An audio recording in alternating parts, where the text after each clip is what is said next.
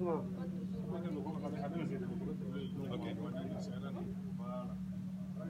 peut aller? Attendez, oui. Oui. Dépose ça pour moi, s'il te plaît.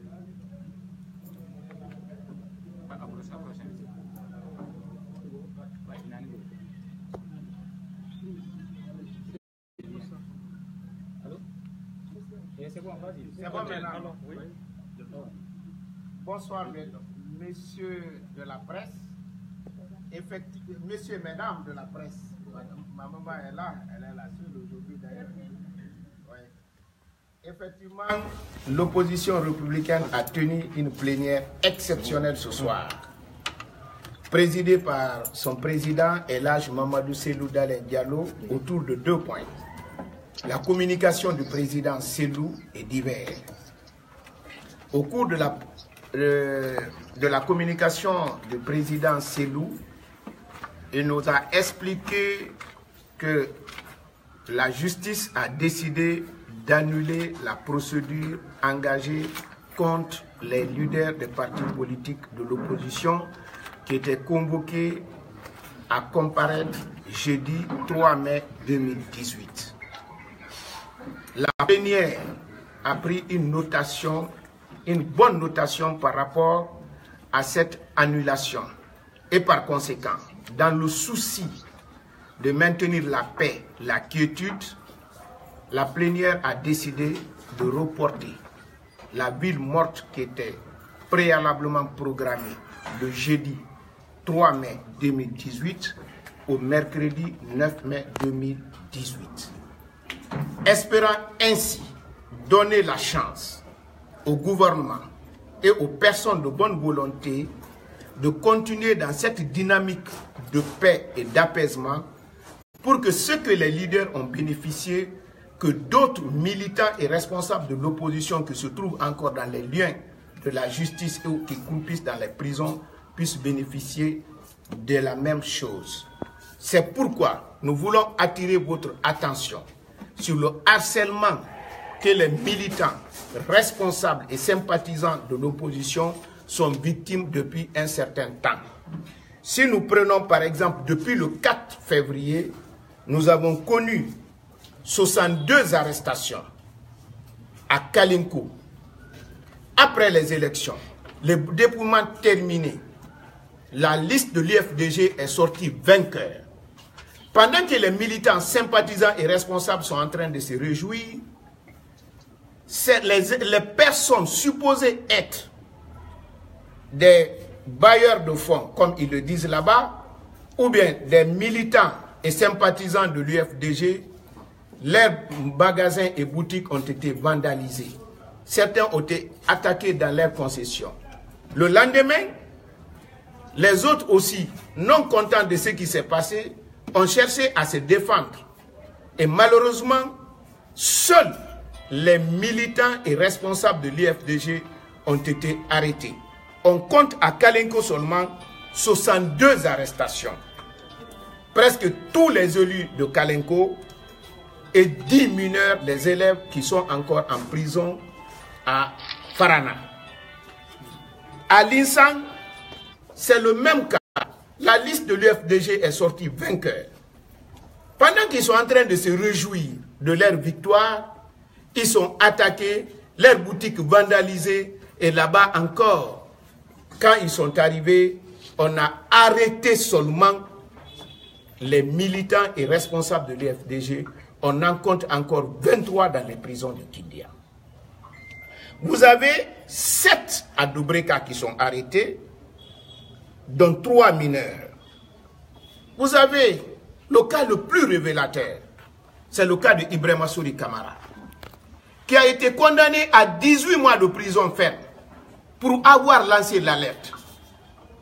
Pendant que ceux qui avaient dit, et vous avez vous-même vu sur les pages Facebook, que si nous sortons, Madina, il n'y aura plus Madina. Ces gens-là ont passé seulement une nuit en prison, ils sont en liberté. Brahmasouri qui a lancé l'alerte seulement, lui, il est en prison. Vous avez le cas de l'un de nos honorables députés. Je veux nommer Ousmane Gawal, un combattant de la liberté, celui qui se bat pour freiner cette dictature impitoyable, aujourd'hui, est victime d'harcèlement judiciaire suite à des plaintes portées contre lui par les ministres. Il paraîtrait que nous avons même envoyé une lettre à l'Assemblée nationale pour lever son immunité parlementaire. Vous avez également l'harcèlement qui touche notre président et sa famille, ce qui est excessivement grave et intolérable dans l'affaire montée de toutes pièces, digne d'une pratique d'un autre âge, dans le cas de Grenade. Vous avez vu quand ils ont monté une délégation aussi pour faire admettre la thèse à l'extérieur avec le ministre de la Communication pour dire que nous appelons nos militants et c'est nous qui sommes encore là en train de tuer nos propres militants. Je crois que tout homme intelligent ne peut pas le dire et aucun homme intelligent ne peut admettre que les leaders de partis politiques peuvent demander une marche et organiser à l'intérieur de ces partis politiques des militants pour s'entretuer. Mais je crois que cette délégation a posé un acte comme si c'était un coup de sabre dans l'eau. Parce qu'avant l'arrivée à Paris, le président de l'UFDG avait déjà annoncé tout ce qui avait été préparé pour tromper l'opinion publique française. Nous avons aujourd'hui décidé, déterminé de faire en sorte que ce harcèlement judiciaire puisse s'arrêter. Nous sommes convaincus que cette stratégie qui sont en train de monter cache la préparation d'un troisième mandat. Mais il faut tout faire pour détruire tout ce qui est contre-pouvoir avant l'annonce. Mais je voudrais, nous avons décidé et demandé à nos militants de rester mobilisés et déterminés pour faire échouer cette décision du gouvernement d'harceler les militants et responsables de l'opposition. C'est pourquoi nous avons dit que nous allons recommencer nos manifestations après la semaine prochaine. Et le 9, c'est la ville morte. Après, la semaine prochaine. Et le 9, ça sera la ville morte. Après la ville morte, nous allons vous donner la date exacte pour la reprise de nos manifestations. Tant qu'il restera dans les prisons des personnes innocentes, membres de l'opposition républicaine, nous allons continuer. La preuve la plus éloquente de ce harcèlement judiciaire, c'est ma personne. Vous le savez, j'ai fait 5 ans avec eux. Je suis toujours la même personne. Je fais toujours la même communication. J'ai toujours la même passion pour la politique. Mais je n'ai jamais été convoqué une fois quand j'étais avec eux. Il m'a fallu seulement de faire 2 ans et demi ici pour recevoir 2 convocations.